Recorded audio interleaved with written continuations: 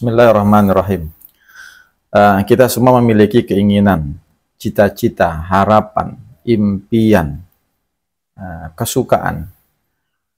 Tapi kalau kita boleh mengurutkan, menyusun, membuat daftar list begitu, apa saja yang memang harus menjadi prioritas dalam hidup kita, pastikan salah satu di antara tiga besar pertamanya adalah obsesi kita, keinginan kita, hasrat kita untuk menjadi orang yang dekat dengan Allah.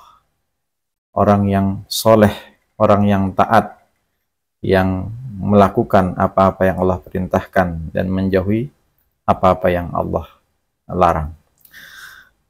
Dalam firman-Nya, ayat ini biasa kita baca bisa habis sholat, fardu, atau ketika akan bepergian. Bagaimana Allah Subhanahu wa Ta'ala menggambarkan sifat dan karakter Rasulullah Muhammad SAW, kekasihnya. Laqad ja'akum rasulun min anfusikum azizun 'alaihi ma 'anittum harisun 'alaikum bil mu'minina raufur rahim. Sungguh telah datang kepada kamu, pada kita semua, Rasul dari kalangan kita, dari bangsa manusia, dan dia adalah manusia terbaik. Azizun alaihi ma'anitum. Rasulullah merasakan berat, lelah, capeknya penderitaan yang kita rasakan saking sayangnya beliau sama kita.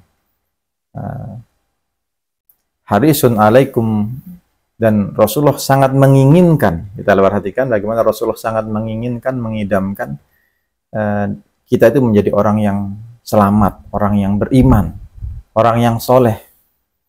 Bil mu'minina raufur rahim. Dan Rasulullah terhadap orang-orang yang beriman, orang-orang mukmin itu sangat berbelas kasih. Poinnya adalah harisun alaikum. Rasulullah sangat ingin.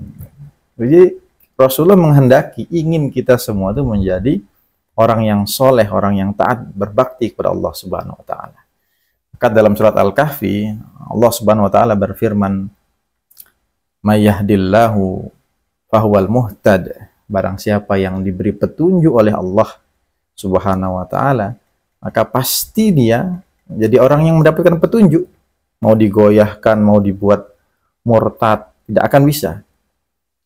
Wa may yudlil falan tajida lahu waliyyan mursyida. Barang siapa yang disesatkan oleh Allah, artinya tidak ditolong oleh Allah, tidak ditakdirkan mendapat hidayah, petunjuk untuk bisa taat, pertolongan untuk bisa soleh, mau satu dunia ini juga bekerja sama, berkongsi, bermufakat, bersekutu untuk menjadikan seorang hamba itu untuk jadi soleh, tidak akan bisa. Hidayah tidak akan sampai, karena ini mutlak prerogatif Allah. Sebagaimana sabda Rasulullah Muhammad SAW yang menyempurnakan firman Allah ini, beliau bersabda, ihris ala ma yanfa'uk wasta'in billah. Kejar, bersemangatlah kamu, berobsesilah, bergairahlah terhadap hal-hal yang memberikan dan membawa manfaat, berdampak, hasil yang baik, yang positif, yang memberikan hidupmu penuh makna, dan bersemangatlah untuk itu, dan tetap minta pertolongan kepada Allah. Subhanallah, indah sekali. Kita bisa simpulkan jalan untuk bisa menjadi orang yang soleh, taat itu udah dua. Yang satu, mutlak taufik Allah, pertolongan Allah, kasih sayang Allah, yang harus kita minta sering-sering sepanjang hayat. Bahkan orang yang soleh pun, orang yang taat pun tetap minta agar dijaga dan bisa istiqomah. Mudah baginya untuk itu, dan dia bisa mudah itu karena Allah yang memudahkan jalannya. Yang kedua adalah ikhtiar basyari. Harus ada pendekatan, usaha yang dilakukan oleh manusia itu sendiri, oleh kita, mengikuti jalan-jalannya, sebab-sebabnya, syarat-syaratnya untuk bisa taat.